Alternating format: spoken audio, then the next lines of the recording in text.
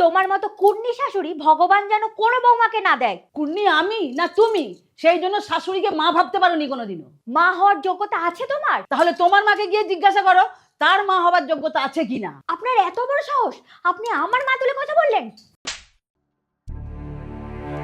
এটা স্বপ্ন ছিল, তাতেই আমি ঘেমে গেছি।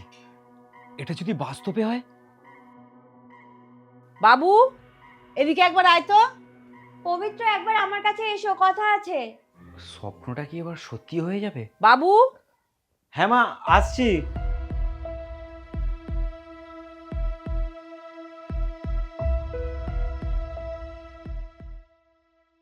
পায়েল, তোমাকে তো আমি আগে ডেকেছিলাম, তাহলে তুমি মায়ের কাছে কেন আগে গেলে?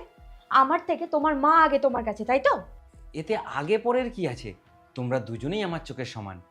বলো কি জন্য ডাকছিলে? তোমাকে যার জরুরি দরকার ছিল তার কথা তো শুনে নিয়েছো, যাও এবার অফিসে চলে যাও। আরে তুমি রাগ করছো কেন? তুমি তো জানো আমি তোমাকে সব থেকে বেশি গুরুত্ব দিই। আর ওটা তো শুধু মাকে দেখানোর জন্য ছিল। বাবু, তুই অফিস কখন যাবি? তোর দেরি হয়ে যাচ্ছে না? হ্যাঁ মা, এই তো যাবো। এবার দেখলে তো কি জন্য আমি তোমার মায়ের উপর রেগে যাই। যাই হোক, বাদ দাও। এই নাও, এই টাকাটা মা তোমাকে দিতে বললো। মা? কেন? সেটা তো আমি জানি না, কিন্তু মা বললো টাকাটা তোমার প্রয়োজন আছে, সেই জন্য মা নিজে থেকে তোমাকে টাকাটা দিচ্ছে। মা আমার সমস্যার কথা কি করে জানলো? আমি তো তোমার মাকে কিছুই বলিনি। দিদি প্লিজ তুই এইবারের মতো ম্যানেজ করে দে। কোর্সটা করলে আমি চাকরিটা পেয়ে যাব, তখন তোকে টাকাটা রিটার্ন করে দেব।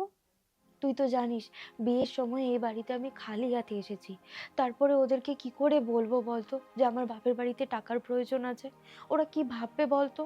আমি জানি অনেক কষ্টে মা তোর বিয়েটা দিয়েছে, আর অনেক কষ্টে আমার পড়াশোনাটাও চালাচ্ছি।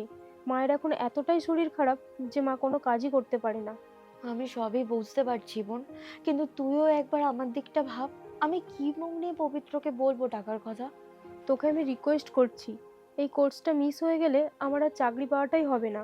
তখন আমার এতদিনের সব কষ্ট সব বিফলে যাবে। তুই একবার কথা তো বলে দেখ। আচ্ছা ঠিক আছে, আমি কথা বলছি। আমার তো মনে হয় না জোগাড় হবে বলে। বিপদের সময় একটা পরিবারের যদি না সাহায্য করতে পারে, তাহলে আমার ছেলের বিয়ে দেওয়ার মানেই হয় না। সেটা হতে পারে তোমার বাপের বাড়ি, কিন্তু সেটা তো আমাদেরই একটা অংশ, তাই না? মা, আমি আপনাকে কি বলে ধন্যবাদ জানাবো আমি বুঝতে পারছি না। দেখো বৌমা, এক সংসারে থাকতে গেলে একটু তো সমস্যা হবেই। সেখানে কারো মত মিলবে, আবার কারো মিলবে না। এই নিয়েই তো সমস্যা তৈরি হয়। আর সকলকে একসাথে মানিয়ে নিয়ে চলাটাই তো আসল সংসার। থাক, আমাদের সমস্যা আমাদের মধ্যেই থাক। সেটা বাইরের লোক জানবে কেন যে আমাদের মধ্যে কি চলছে? মা, আমাকে ক্ষমা করে দেবেন। মনে মনে আপনার প্রতি আমার মনে খুব ভুল ধারণা ছিল, প্লিজ আমাকে ক্ষমা করে দেবেন। আরে পাগলি, আমিও তো তোর মতো একদিন এই বাড়িতে বউ হয়ে এসেছিলাম।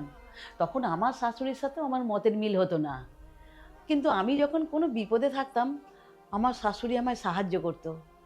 মুখে যাই বলুক, সব সময় আমার পাশে পাশে থাকতো।